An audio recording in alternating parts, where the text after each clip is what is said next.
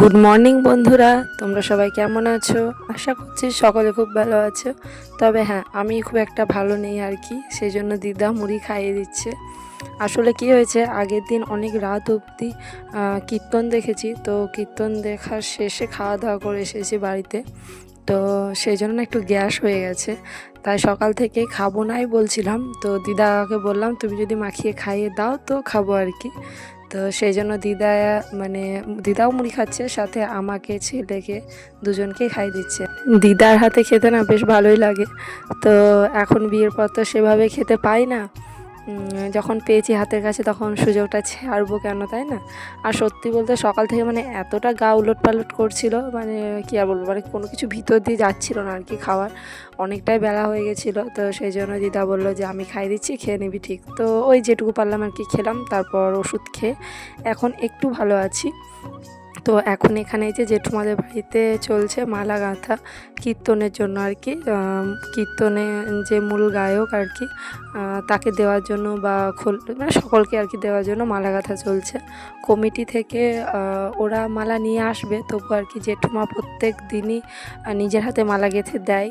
তো জেঠুমাই সব ফুল আর কি তুলে এনেছে, আর পদ্ম ফুল তুলে এনেছে জেঠুমা আর একটা দিদি মিলে।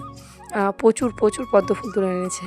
তো এই মালাটা না এক সাইড যেটা পুরোপুরি গাঁথা হয়ে গেছে, ওই দিকটা জেঠুমা গেঁথেছে, আর একটা সাইড এখন আমি বসেছি গাঁথতে আর কি। এটা হচ্ছে মূল গায়কের মালাটা কেমন হয়েছে সেটা কমেন্ট করে জানিও।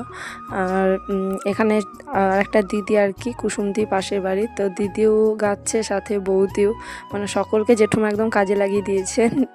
তো সকলে এখন যে যার মতো গাচ্ছে, আর জেঠুমা ওদেরকে পাশে বসে আর কি পদ্ম ফুল ফুটিয়ে দিচ্ছে। অনেক পদ্ম ফুল ছিল, তো শুধু পদ্ম ফুলের মালার থেকে এভাবে গাঁথতে বেশি ভালো লাগবে, সেই জন্য ওভাবেই গেঁথেছিলাম।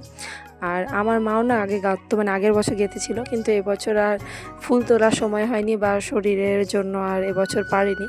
তো জেঠুমা দিচ্ছে প্রত্যেক বছরই। তারপরে এই যে এখন সন্ধ্যেবেলায় বাউল শুনতে যাচ্ছি সকলে মিলে। জেঠুর মেয়েরা আজকে এসেছে, তো সকলে মিলে যাচ্ছি। আর এই গেটটা না খুব সুন্দর করেছে, একদম বিয়ের প্যান্ডেলের গেটের মতো। প্রত্যেক বছরই করে, তবে অন্য বছরের থেকে এবছরের গেটটা বেশি ভালো লাগছে আর কি, নতুনত্ব। তো সেটাই।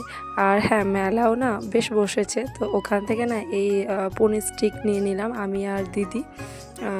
আর হ্যাঁ, এই মেলাতে না সবই নিরামিষ আর কি, সেই জন্য পনির স্টিক, সাথে হ্যাঁ এই ডাল বড়া না দারুণ লাগে খেতে। তো তবে হ্যাঁ, এই ডাল বড়াতে এত তেল ছিল, হাত মুখ দুটোই খারাপ হয়ে গেছিলো, খুব একটা খেতেও ভালো ছিল না।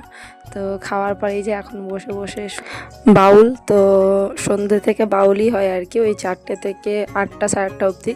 তো সেটা আর কি শুনছি, তারপর বাড়ি গিয়ে কিছু খাওয়া দাওয়া করে আবার এসে তখন কীর্তন শুনবো। তবে হ্যাঁ, এখন মেলাতে টুকিটাকি খাওয়ার জন্য আর বাড়ি যাই, তবে নিজে খাই না, ছেলেকে খাওয়াই। আর এই যে দেখো, ছেলে দাদাকে পেয়ে বদমাশি শুরু করে দিয়েছে। তো এক সস্ত তো কোনো সময় বসে না বা দাঁড়ায় না, তো এখানে দাদার সাথে বদমাশি করছে।